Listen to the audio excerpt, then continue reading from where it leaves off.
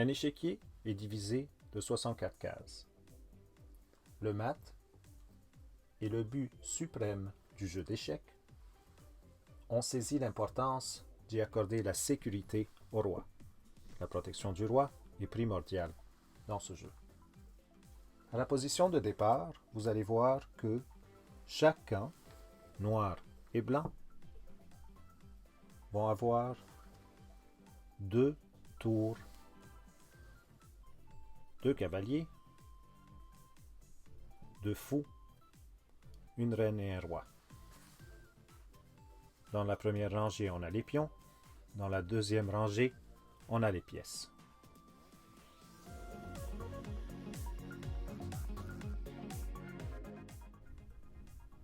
Donc, pour commencer, on va parler de la marche des pièces. Donc, on commence par le roi.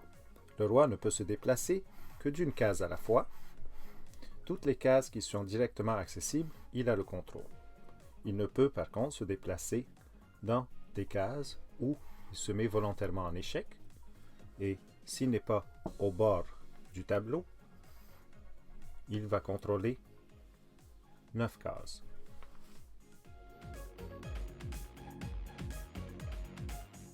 La dame, la pièce la plus puissante du jeu. Elle est capable de se déplacer en diagonale, en verticale et horizontale, et au centre de l'échiquier, elle contrôle 27 cases.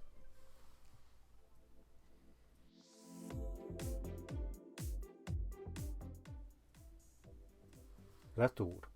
La tour a 2 propriétés communes avec la dame. Elle est capable de se déplacer à volonté d'une façon horizontale et verticale.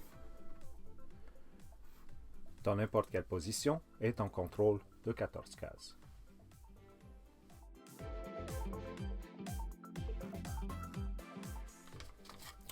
Le fou. Le fou n'a qu'une propriété commune avec la dame, il se déplace à volonté en diagonale.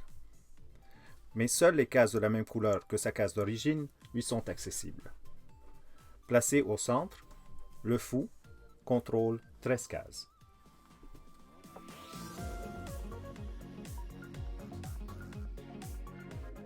La prochaine pièce, et une des pièces les plus intéressantes et les plus curieuses, c'est le cavalier. Le cavalier, il saute les obstacles, une propriété qui le distingue de toute autre pièce. Si le cavalier est installé sur une case noire, seules les cases blanches les plus proches lui sont accessibles et vice-versa. Placé au centre, le cavalier est en contrôle de 8 cases.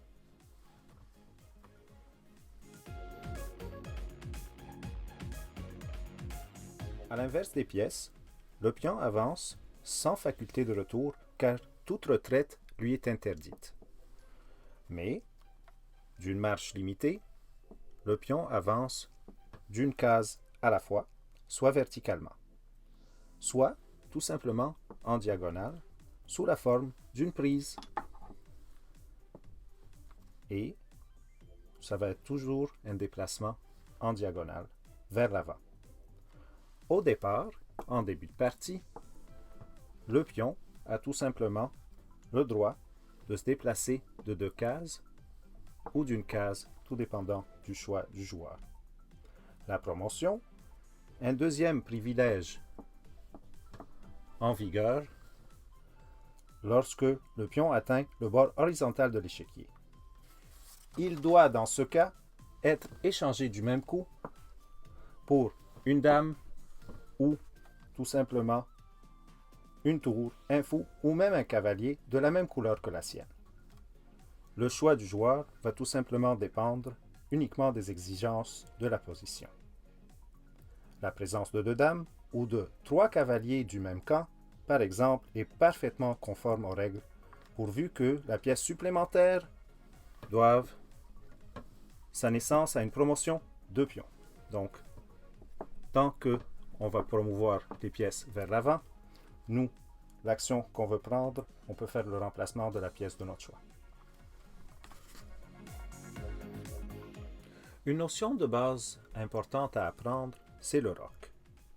À la marche ordinaire du roi et de la tour s'ajoute une manœuvre particulière qui s'appelle le roc, qui n'est utilisé qu'une fois au cours de la partie. Le roc se compose de deux mouvements, comme je viens de vous montrer ici.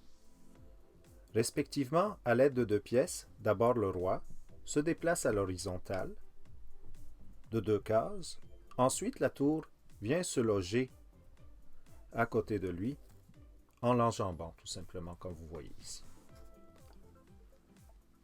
Selon que le roc s'opère du côté roi ou même du côté dame, on distingue le petit roc et le grand roc. Donc ça c'est le petit roc, ceci est le grand roc.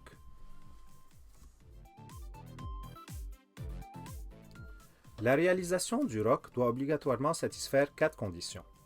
Le roi et la tour impliquée dans le transfert ne peuvent pas être déplacés auparavant. Les cases séparant le roi et la tour sont toujours vides et le roi n'est pas soumis à un échec comme on voit ici par exemple. Et également, la case d'arrivée du roi et la case qu'il franchit ne sont ni l'une ni l'autre contrôlées par une pièce adverse. Donc ici, on ne peut pas faire un roc, comme vous voyez.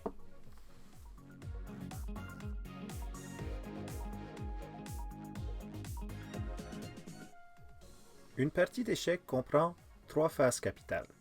On a l'ouverture, où on commence par le trait, qui est au blanc, et après ça, on a la réplique de l'adversaire.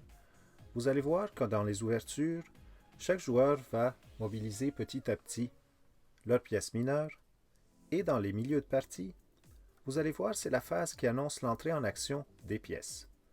L'une de ses principales caractéristiques est l'abondance des pièces sur l'échiquier et l'autre la présence des dames.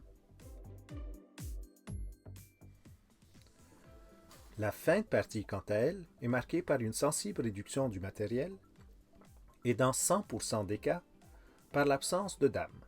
Cette phase ultime n'a lieu que lorsqu'en milieu de partie, aucun des deux joueurs n'a pu forcer le mat ou la nullité. Ceci complète notre première leçon. Dans notre prochaine vidéo, on va vous montrer quelques principes de base des différentes phases d'une partie d'échecs. Je tiens à remercier les bibliothèques de la ville de Laval et n'oubliez pas de vous inscrire à la page YouTube des bibliothèques et partager les vidéos avec vos amis. À très bientôt!